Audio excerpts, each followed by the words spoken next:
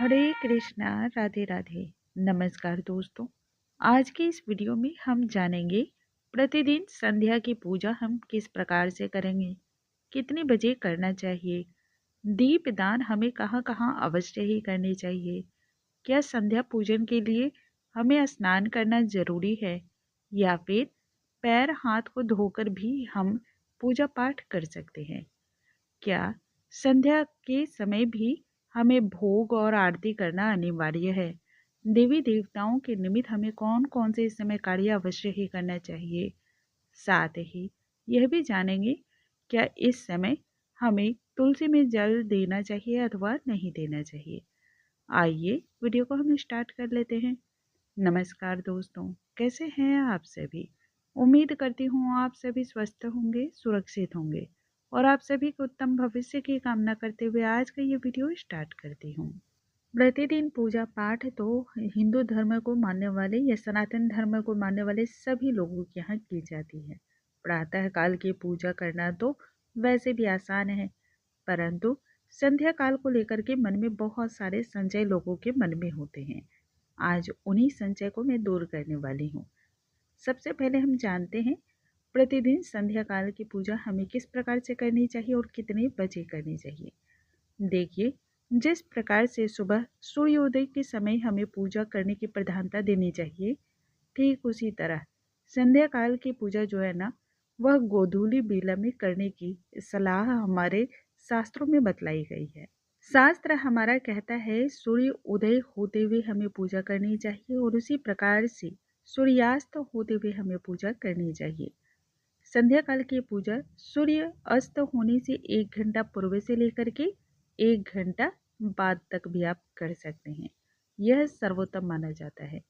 अब हम जानते हैं कि हमें संध्या काल में दीप जो हम प्रज्वलित करते हैं वह मुख्य तौर पे हमें कहाँ प्रज्वलित करनी चाहिए।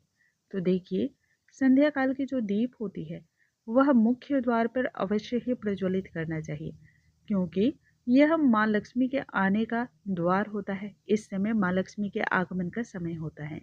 यदि आप अपने द्वार को प्रकाश करते हैं तो यह बहुत ही शुभ माना जाता है और इससे धन की देवी माँ लक्ष्मी भी प्रसन्न होती है, देवी देवता भी प्रसन्न होते हैं।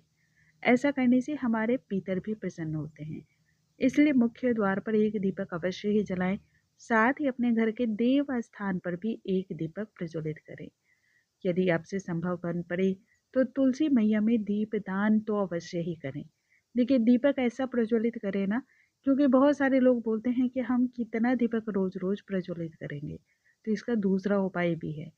आप एक ऐसा लाइट लगा करके रखें मुख्य द्वार पे, जिसे संध्या के समय आप जला दें। तो इस प्रकार से वहाँ आपका पूजन हो गया। और इसी प्रकार से आपको तुलसी के पास भी जो है एक ऐसा ही लाइट, एक ऐसा प्रकाश करके रखना चाहिए जो संध्या के समय आपको ऑन कर देना चाहिए। इससे तुलसी के पास भी दीप दान माना जाता है। यदि संभव हो आपसे तो घी का दीपदान या फिर तिल के तेल का ही दीप दान करना चाहिए। और यदि आप ऐसा कर सकते हैं तो इसे और भी ज़्यादा शुभ माना जाता है। बाकी मैंने आपको इन सभी का संक्षिप्त एक रूप बतला दिया है। अब बात होती है कि क्या संध्या काल में भी हमें स्नान करना आवश्यक है या कपड़े बदलना। तो देखिए, यदि आप शौच गए हों या फिर आपने ऐसा कोई कार्य किया हो जो हमें नहीं करना चाहिए, शास्त्रों के अनुसार पूजा पाठ में ये सभी चीज़ें जो निषेध बतलाई जाती हैं, जैसे कि यदि पति पत्नी का संबंध बना हो या फिर आप लहसुन प्याज वगैरह खाते हों, तब भी स्नान करना आवश्यक है। यदि आपका स्वास्थ्य सही नहीं रहता है तब हाथ पैर धो करके कपड़े को अवश्य ही बदल लें और जल के छींटे लगा लें। इससे भी शुद्धता मानी जाती है। वैसे भगवान तो कहते हैं कि वह मनुष्य के मन के भाव को देखते हैं। यदि आपके मन में सच्ची श्रद्धा और लग्न है तब आप नहाएं या ना नहाएं, उनसे कोई फर्क नहीं पड़ता है। लेकिन फिर भी हम मनुष्य हैं, हमारी अपनी श्रद्धा होती है, इसलिए हम स्नान वगैरह कर लेते हैं, जिससे मन भी सात्विक हो जाता है। स्नान भी कई प्रकार के होते हैं। कई बार बहुत ठंड पड़ रही होती है, जैसे अभी ठंड का मौसम है, अभी समय स्नान करने में हमें बहुत आलस्य होता है, तो मानसिक स्नान भी किया जाता है। अतः मानसिक रूप से आप ऐसा ध्यान करें कि आप स्नान कर रहे हैं, कपड़े को आप बदल रहे हो, तो ये भी शुद्धता की गिनती में आता है। एक स्नान होता है जिसे अर्ध स्नान कहते हैं, जो कि कमर तक किया जाता है।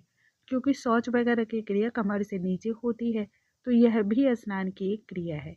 तो जो आपसे बन पड़ता है वह अवश्य ही करना चाहिए। अब आगे के सवाल को हम जानते हैं। संध्या काल में देवी देवताओं के मस्तक पे जो हमने सुबह के समय अष्टगंध और चंदन वगैरह का तिलक लगाया होता है, या माता रानी को कुमकुम अर्पण किया होता है, वह सभी चीज़ें हटा देनी चाहिए, साफ कर देनी चाहिए। ताजे फूल उन्हें अर्पण करने चाहिए। साथ ही साथ यदि सुबह के पुष्प अर्पण किए हुए हैं तो उन्हें भी हटा देना चाहिए। मुरझाए हुए फूल देवी देवताओं को अप्रसन्न करते हैं। एक बात का विशेष तौर पे ध्यान रखेंगे, जो भी पुष्प या पत्ते आप अर्पण कर संध्या काल में करते हैं उन्हें लेकिन भूल कर भी संध्या काल में ना तोड़ें। सुबह या दोपहर के समय ही आप तोड़ करके रख लें, ताकि संध्या पूजन आप कर पाएं। संध्या कालीन पूजा करते हुए याद रखें, भोग हमें अवश्य ही लगाना है। बहुत सारे लोग भोग सुबह लगाते हैं लेकिन संध्या काल में भोग नहीं लगाते हैं, तो ऐसा बिल्कुल नहीं करना चाहिए।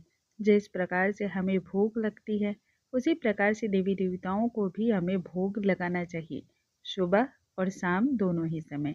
यदि आपको भोग में बहुत कुछ समझ में ना आए तब आप बतासे का या फिर शक्कर वगैरह का, गुड़ का भी आप भोग लगा सकते हैं। भगवान तो उसे भी सौ प्रेम ही स्वीकार करते हैं। संध्या काल में भूल कर भी हमें तुलसी जी में यानी कि तुलसी मैया में जल नहीं अर्पण करना चाहिए। यदि पूजा का जल या कलश में जो जल हम भरते हैं वह रह भी जाता है तो दूसरे दिन हम किसी पौधे में डाल देंगे, वो सही है, परंतु संध्या काल में तुलसी में जल अर्पण नहीं किया जाता है।